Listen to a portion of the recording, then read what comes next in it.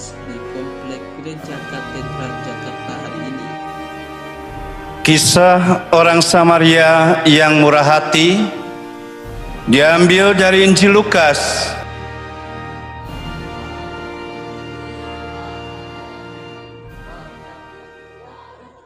Nah, jangan mengganggu, tapi juga jangan hadir. Jangankan hadir, nonton di TV-nya nggak usah ya, kawan.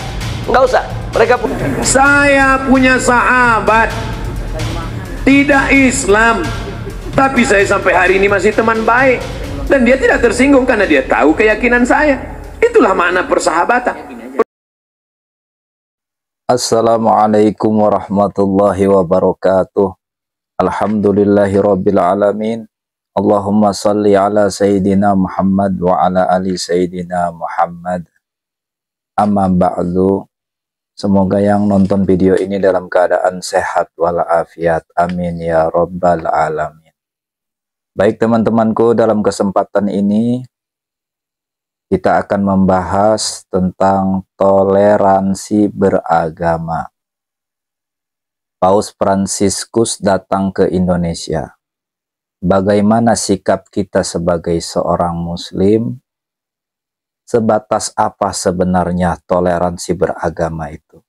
Simak video ini sampai selesai agar tidak salah paham.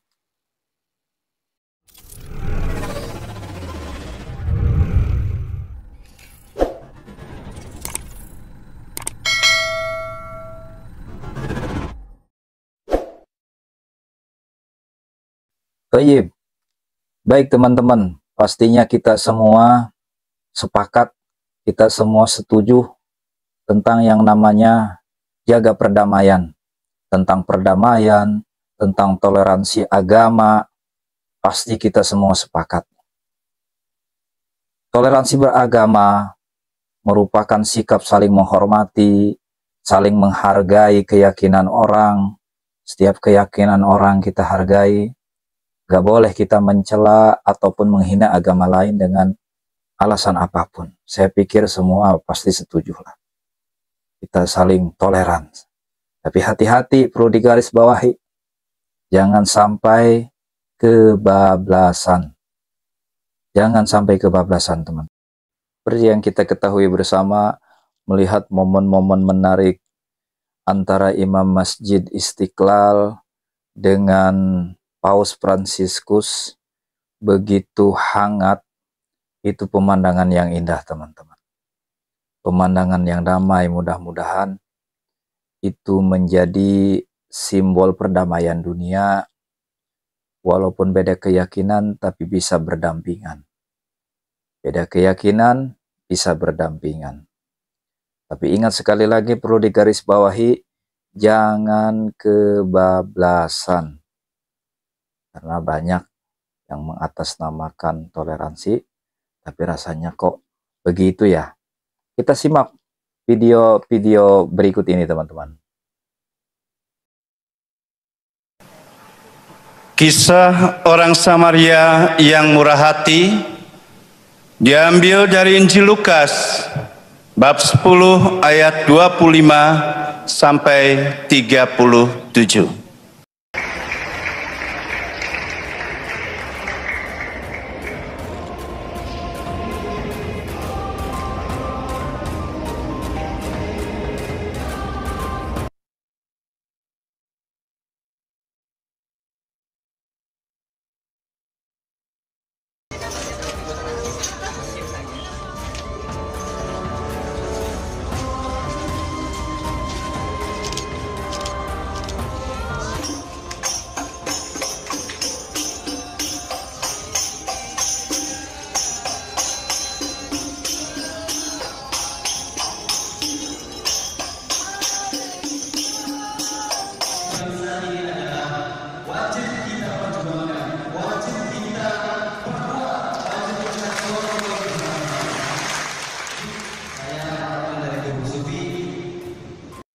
Lu tuh harus cium tangan ke habaib, ke ustadz-ustadz.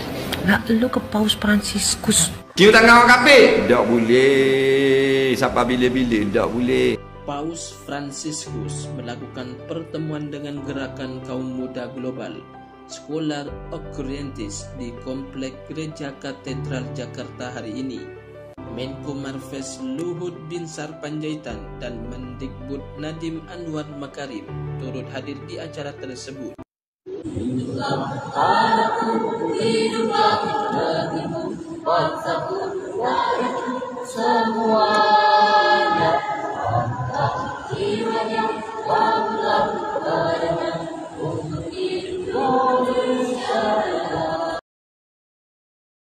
Ya, itulah video-video yang nggak tahu ya, gimana menurut kalian semua. Ada di situ video membaca kitab Injil di dalam masjid. Nggak tahu itu kapan itu terjadi. Dan sebenarnya hukumnya apa ketika ada non-muslim masuk masjid, apalagi membaca kitab Injil di dalam masjid.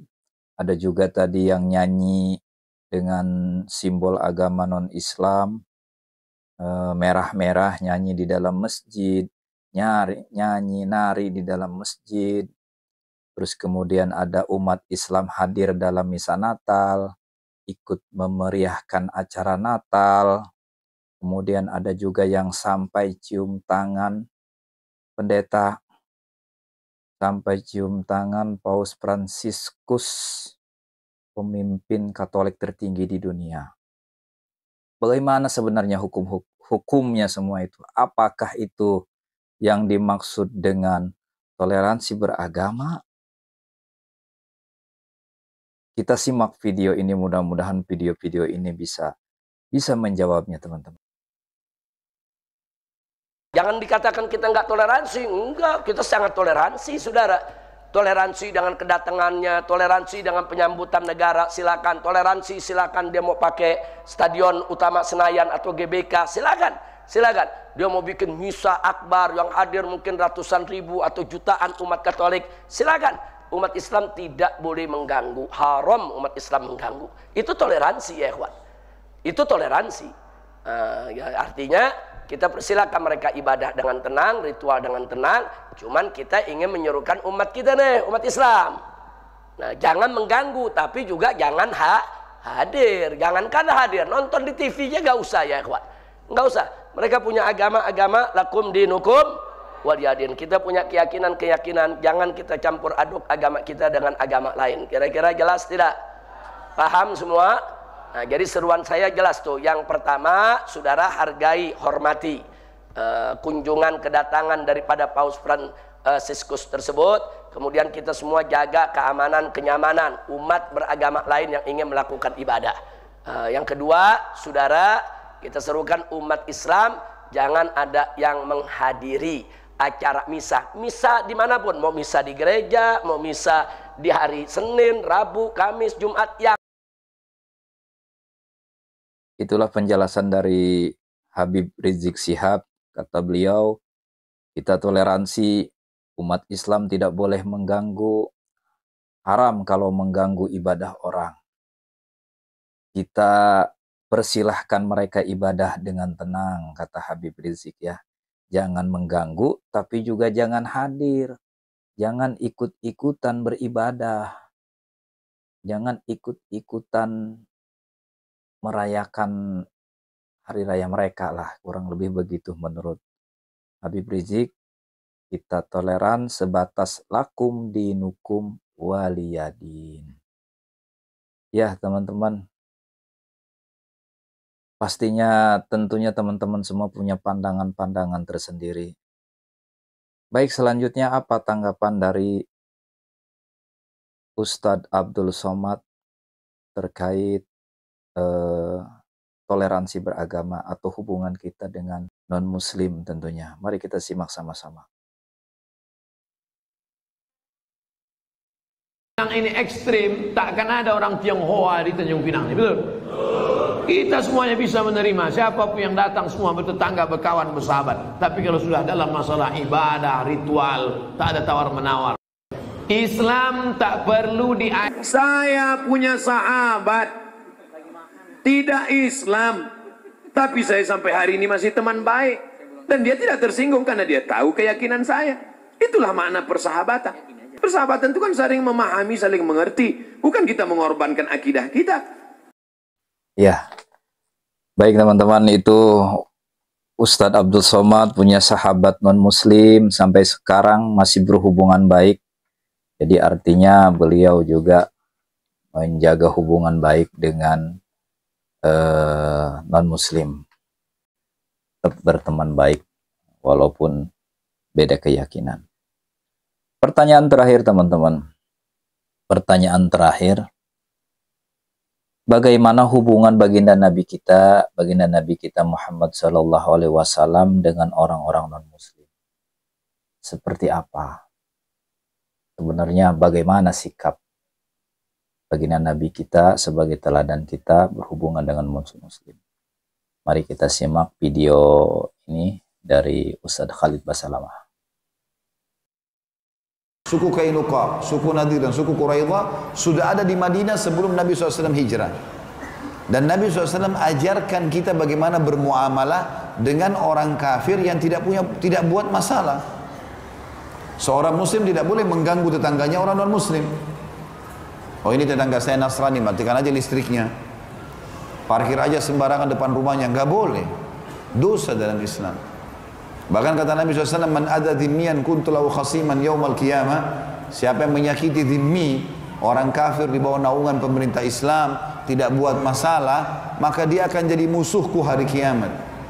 Kalau kafir harbi, orang kafir sengaja keluar ke medan perang, mau berperang melawan Islam, sudah bertemu dua pasukan, itu berbeda. Hukumnya kita berperang dengan dia. Itu pun masih ada adabnya. Kata Baik teman-teman, itu tadi uraian dari Ustadz Khalid Basalamah. Jadi siapa yang menyakiti, yang zalim kepada non-muslim, yang tidak membuat masalah, maka dia jadi musuhku di hari kiamat, kata baginda Nabi Muhammad SAW di riwayat-riwayat hadis. Jadi sudah jelas sikap Rasulullah SAW yang sangat toleran, yang perlu kita teladani tentunya. Baik teman-temanku, semoga kita bisa mengambil hikmah dari video-video tadi. Mohon dukungannya, subscribe channel ini, dan silahkan komentar dengan santuy. Mari kita bertoleransi, tapi jangan sampai kebablasan, ya gitu. Kemudian kita tetap jaga kerukunan, tetap jaga perdamaian.